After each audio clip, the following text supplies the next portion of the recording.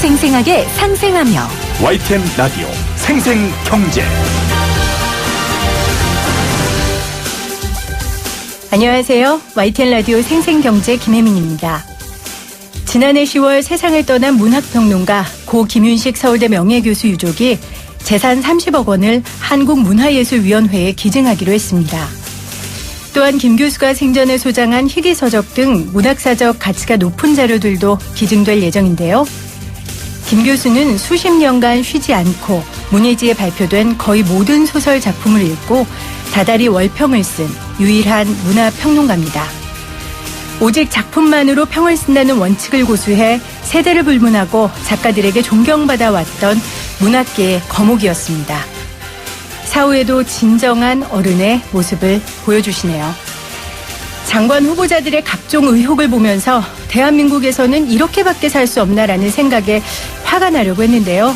김 교수님과 가족들의 모습에 위안을 받습니다. 2019년 3월 21일 YTN 라디오 생생경제 지금 시작합니다.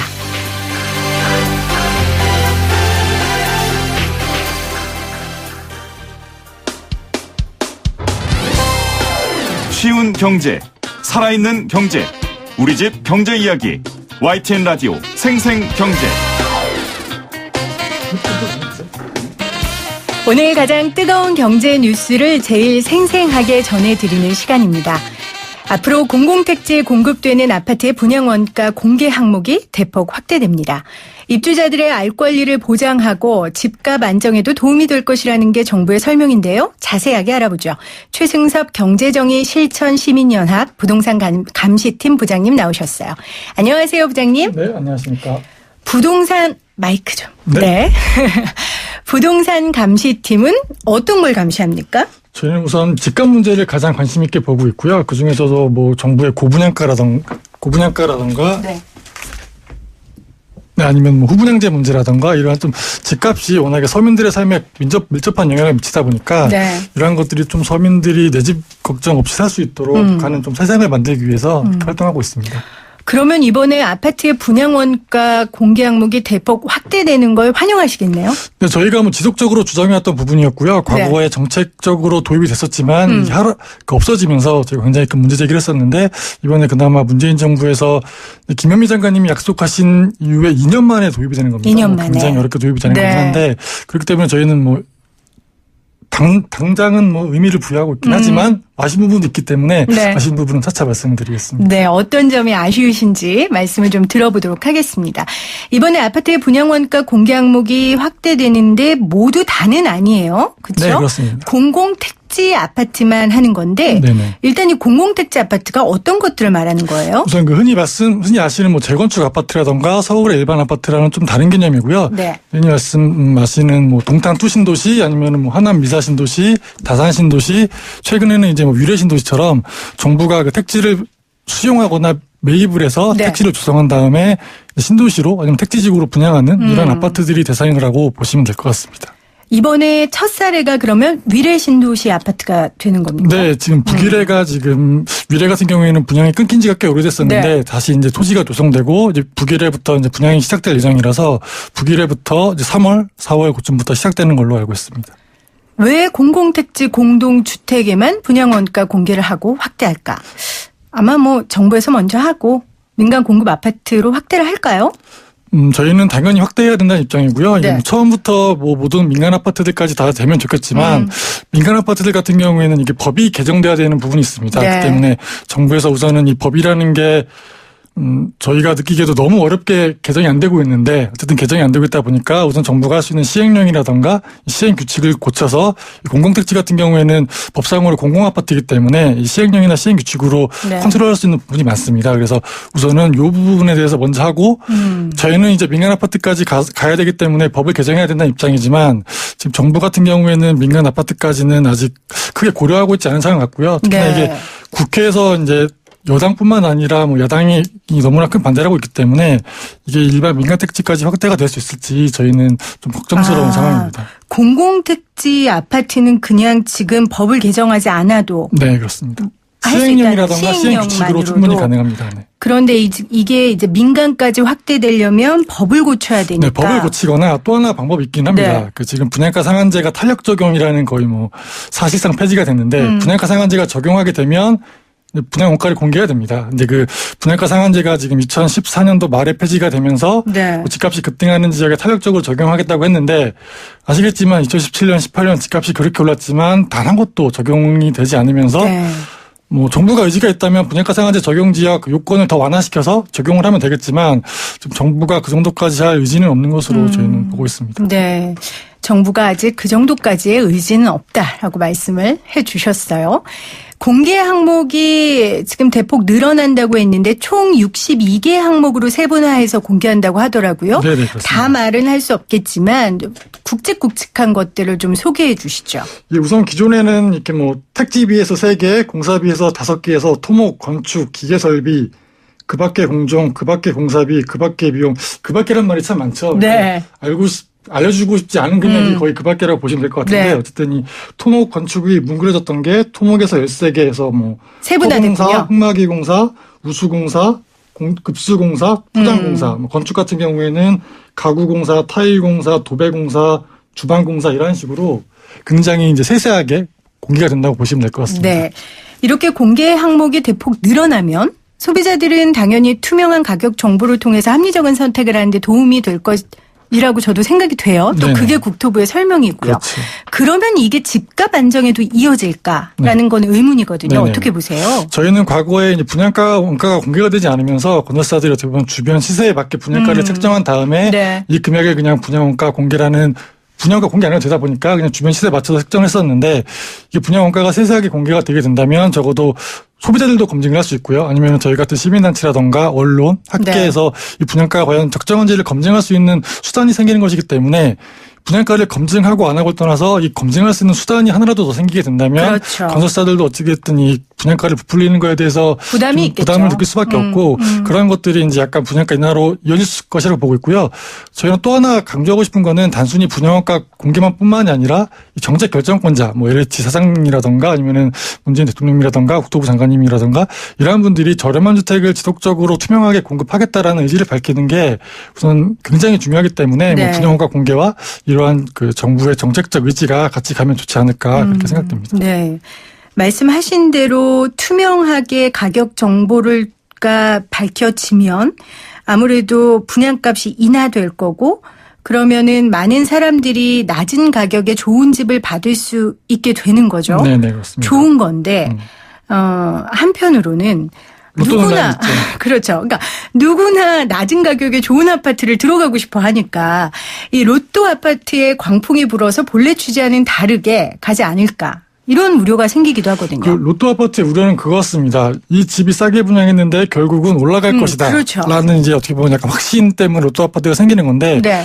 그게 이제 그 신념을 정부가 껴줘야 됩니다. 우리가 저렴한 주택을 지속적으로 공급을 하겠다. 그러면 당장 저 같아도 저렴한 새 아파트가 나오게 된다면 지금의 비싼 아파트를 살 필요가 없거든요. 정부가 언젠가 공급을 한다는 의지를 지속적으로 밝힌다면 당연히 기존 아파트에서 뭐 전세를 매물던가 아니면은 뭐 매매를 할 수도 있겠지만 어쨌든 이런 매수 대기가 될 것이고 그렇게 되면은 결국 기존 이 주택 시장에 영향을 미치게 되면서 다주택자분들이 이제 집을 내놓을 수밖에 없겠죠.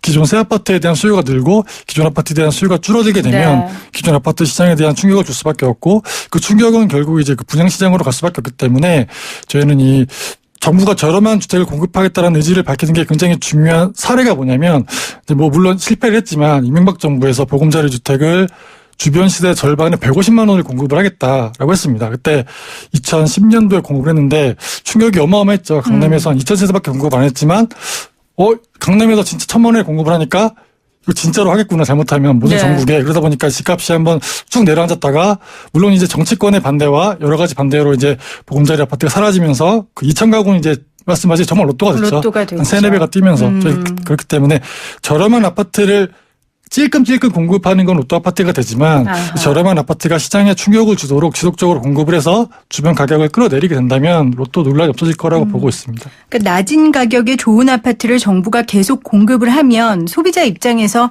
이번 기회 아니어도 다음에 살 수 있는데 뭐 이런 인식을 갖게 되면 네. 그게 로또 아파트가 아닌 거죠. 네. 그리고 그렇죠? 또 하나 이제 간단히 말씀드리고 싶은 게 네. 뭐냐면 이제 어라던가 일부에서 소비자들의 로또는 말하면서 건설사들의 로또는 말하지 않습니다. 소비자들이 2억의 로또를 안 가져간다면 네. 건설사들이 2억을 비싸게 분양해서 1000세대에서 2천억 원의 로또를 가져가는 거거든요. 네. 그러니까 이 소비자가 가져갈 것이냐, 건설사가 가져갈 것이냐의 문제가 지금 전혀 공론화되고 있지 않고 저희는 이제 그 문제보다는 로또가 아예 없도록 집값을 낮추는 게 필요하다. 이제 그런 입장으로 보시면 될 것 같습니다. 네. 제가 다음으로 준비한 질문을 지금 문자로 우리 1865님께서 해주셨어요. 그러면 건설사의 이익 범위까지 정부에서 컨트롤하겠다는 의지 같은데요. 너무 정부 개입이 심합니다. 기존 주택을 갖고 있는 사람들의 집값 하락은 어떻게 보장받나요?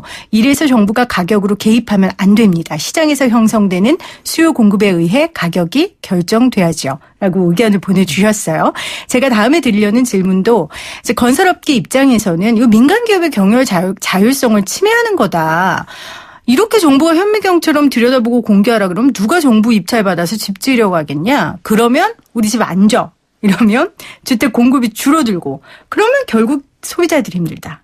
이런 지적은 어떻게 보십니까? 이게 라디오라서 조금 아쉬운데요. 제가 네. 우선 진행자께라도 좀 보여드리고 싶은 게 있습니다. 이거 한번 봐보시겠어요? 네, 제가 보겠습니다, 여러분. 네. 굉장히 상세하게 공개를 하고 있죠. 이번에 정부가 하겠다는 것처럼 공개를 하고 있는데 이게 뭐냐면 작년에 강남에서 4,500만 원에 분양했던 재건축 아파트의 공사비 내역입니다. 네. 저희는 이걸 어떻게 할 수 있었을까요? 아니, 지금 이게 실제 든 겁니까? 아니면 공개한 겁니까? 네. 강남에? 네. 어떻게 하셨어요? 어떻게 입주자 구하셨어요? 모집 공고문의 분양 원가를 공개하고 있지 않다 하더라도 이미 감리자라는 어떻게 보면 공공을 대신해서 네. 공사를 감시하는 사람을 모집할 때 이 분양 원가를 계속 공개를 하셨습니다. 네. 지난 10년 동안 네, 이미. 지금 정부가 하려는 공공택지뿐만이 아니라 말씀드린 재건축 아파트라는 모든 아파트를 포함해서 지난 10년 동안 했기 때문에 네. 어떻게 보면 감리자 모집 공고문은 이제 업계에 계시는 전문가들이 보는 자료고 입주자 모집 공고문에 공개되는 금액은 소비자들이 보는 자료이기 때문에 어떻게 보면 잘 모르는 소비자들이 보는 입주자 모집 공고문에 이게 공개하면은 영업상 비밀이 침해되고 전문가들이 보는 감리자 모집 공고문에 공개하면 영업상 비밀이 침해가 안 되는 걸까요? 네. 저는 전혀 동의할 수가 없죠. 그러면 지금 전문가들이 본 그 자료를 소비자들에게도 공개하라는 건가요? 아닙니다. 이 자료는 이미 각 구청 홈페이지에 네. 올라와 있기 때문에 그거보다 더 확대되게. 아닙니다. 이 자료를 이제 입주자 모집 공고문에 넣자는 겁니다. 지금 정부 같은 경우는 이건 이제 그 감리자 모집을 할 때 구청에 있는 어느 카테고리에 들어가야만 볼 수 있는 자료입니다. 네. 지금 소비자들이 이거를 보기 하는 굉장히 어렵기 때문에 그렇지만 이게 입주자 모집 공고문에 들어가게 된다면 이 아파트를 구매하시려는 분들, 네. 관심 있으신 분들은 입주자 모집 공고문을 꼭 보기 때문에 이제 거기에 넣는 부분인 거지. 결국은 기존까지 해왔던 거를 그냥 입주자 모집 공고문에 넣는 개념이라고 보시면 되는데 소비자들이 건설사들이 이거에 대해서 이렇게 영업기밀이라고 좀 반발하는 부분은 저희는 좀 틀리지 않았나 네. 그렇게 생각됩니다. 집을 짓는 건 건설사지만 사서 거기에 거주하는 건 입주자잖아요. 그럼 입주자가 주인이잖아요. 네, 그렇습니다. 주인이 당연히 알아야 되는 정보인 것 같은데요. 그러니까 저희가 이걸 분양원가 공개가 가격 하락 때문에 가장 중요하다는 부분보다는 네. 지금 진행자께서 말씀하신 것처럼 내가 5억 원, 6억 원, 몇억 원을 주고 사는 집이 어느 정도에 지어지고 있고 여기서 니네가 어느 정도 이윤을 가져가는지는 우리한테 알려줘야 되는 거 아니냐. 네. 왜냐하면 이게 핸드폰이나 아니면은 자동차처럼 무한한 게 아니라 굉장히 유한한 거잖아요. 주택이라는 것 자체가. 그렇기 때문에 굉장히 특수성이 있는 부분이기 때문에 이거에 대해서는 공개를 해라. 가 저희는 좀 필요하지 않나 봅니다. 아까 특수성 말씀하셨는데 또 하나의 특수성은 이 집값이 어마어마하고 모두가 이 집 하나 살려고 모든 재산을 관리하는 거기 때문에요. 그렇죠. 일반 서민들은. 그렇기 때문에 더 신중해야 되고 그래서 알 권리가 충분히 주장할 수 있는 문제라고 저도 생각을 합니다. 제가 알기로는 이 아파트 분양원가 공개 제도가 노무현 정부 시절인 지난 2007년도에 처음 도입된 걸로 알고 있어요. 근데 중간에 한번 축소된 적이 있었다고요? 네, 우선 노무현 정부 때 제도적으로 도입이 되긴 했지만 이제 참여정부에서는 계속 이 도입을 반대해 왔었습니다. 그전에 노무현 전 대통령뿐만이 아니라 이제 다른 여당 주요 인사들도 분양원가 공개는 시장 원리에 맞지 않는다. 이건 하면 안 된다라고 했었는데 2006년도 9월에 당시 서울시장이었던 오세훈 시장이 공개를 하면서 여론에 굉장히 큰 호응을 받았죠. 그때 물론 그때는 여당이 반대를 하고 야당이 공개를 했어요. 야당의 1인 시장에 의해서 어떻게 보면 네. 도입됐다고 보시면 네. 될 것 같습니다. 오세훈 시장이 2006년 9월 달에 딱 발표를 하면서 한 3, 4일 후쯤에 참여정부가 그럼 이제 우리도 하겠다라고 하면서 2007년도에 법이 개정되면서 이게 도입된 걸로 보시면 될 것 같고요. 이게 2007년도에 도입은 됐지만 2012년도에 이명박 정부 때 기존의 민간 아파트는 7개, 공공 아파트는 61개가 공개됐었는데 이제 민간 아파트는 완전 비공개가 됐고 공공 아파트는 12개로 이제 대폭 축소가 됐죠. 축소된 게 언제라고요? 2012년도입니다. 2012년. 워낙에 그때 이제 주택 경기 침체이기 그렇죠. 때문에 정부에서 네. 여러 가지 활성화 방안을 하면서 그렇게 된 거죠. 분양 원가를 공개하라고 이제 했으니까 뭐 공공택지 주택은 안 할 방도가 없죠. 할 텐데 건설사가 공개하는 거죠?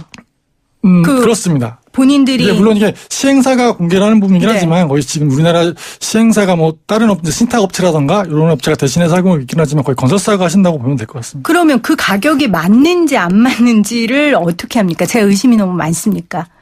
아닙니다. 합리적인 의심이고요. 네, 그게 네. 맞는지 안 맞는지를 전혀 검증할 수 없습니다. 네. 그거를 검증하는 위원회가 이제 그 각 지자체에 있는 분양가 심사위원회라고 있는데 네. 그 분양가 심사위원회에서 이 분양가가 적정한지 각 항목별로 문제가 없는지를 검사하기보다는 심사하는 게 아니라 그냥 기본형 건축비라고 하는 법정 건축비 총액을 넘는지 안 넘는지 네, 네. 그것만 보다 보니까 이 분양가가 적정한지를 아무도 알 수가 없고요. 또 하나의 문제가 입주자모집 공고문에 공개되는 분양원가, 이번에 62개가 공개되는 분양원가는 실제적으로 공사에 투입되는 금액이랑 전혀 동떨어진 금액입니다. 아, 그래요? 네, 이게 총 사업비를 단순히 건설사들이 가지고 있는 산식에 따라서 나눈 금액이지 실제적으로 공사에 이렇게 들어간다는 금액이 아니고요. 가령 입주자 모집 공고문의 그 분양원가 표의 맨 아래 보시면 이 금액은 실제 소요되는 금액과 다를 수 있음. 심할 경우에는 이것으로 인한 문제 제기를 할 수 없음까지 들어가 있습니다. 네. 그 저희가 여러 가지 뭐 공사비 내역이라든가 이런 거를 받아서 비교를 해봐도 굉장히 차이가 크기 때문에 네. 저희가 지금 그래서 말씀하신 거대로 이게 맞는지 안 맞는지를 확인하기 위해서는 공사비 내역서 그리고 이제 토지 조성원가 내역서 이런 세부 내역서가 같이 공개가 돼야 되는데 이게 공개되고 있지 않고 단순히 그냥 건설사가 공개하는 것만 정부가 이거 맞겠지 하고 공개하는 부분은 저희는 문제가 있고 또 하나가 아까 말씀드린 것처럼 지금 이제 입주자 모집 공고문에 공개되는 분양원가가 총액을 건설사들이 나는 산식으로 하는 게 아니라 네. 적어도 설계 단계에서 건설사가 책정한 금액으로 하자. 왜냐하면 우리나라가 선분양제이기 때문에 투입되는 금액이랑 똑같아서 났습니다. 아직 그렇죠. 아파트도 짓기 전에 이제 분양을 하는 거니까. 그렇지만 적어도 지금처럼 얼토당토한 금액이 아니라 적어도 건설사 당신들이 이 항목에 대해서 얼마에 짓겠다라고 설계했던 금액을 기준으로 공개를 하자. 저희는 그렇게 얘기를 하고 있는데 지금 정부도 뭐 거기까지는 지금 뭐 생각을 안 하고 있는 부분이라서 저는 좀 문제가 이게 공개된다 하더라도 분양원가 공개 역할을 제대로 할 수 있을지 좀 의문이 있고요.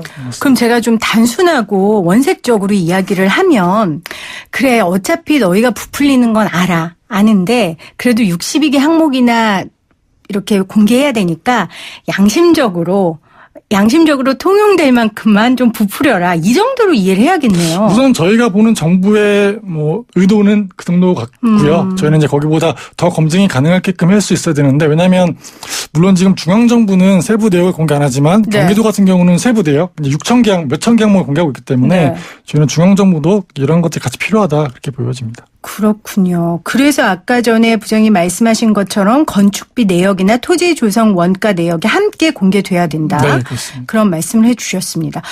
저희가 공시지가 이야기 좀 더 하려고 그랬는데요. 시간이 없어서 제가 짧게 말씀드릴게요. 지금 경실련은 이 공시가격 더 올려야 된다는 거죠?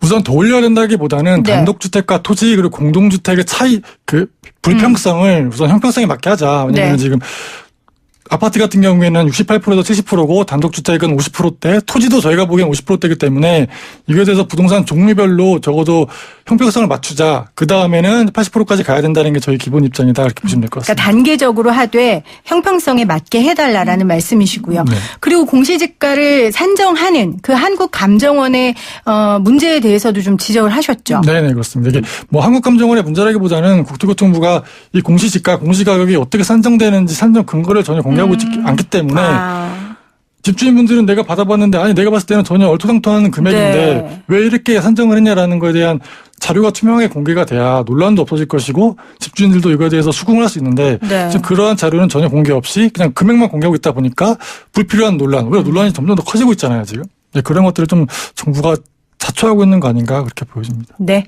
오늘 공공택지 아파트 분양원가 공개한 건으로 우리 최승섭 경실련 부동산 감시팀 부장과 함께 인터뷰 나눠봤습니다. 부장님 고맙습니다. 네, 감사합니다.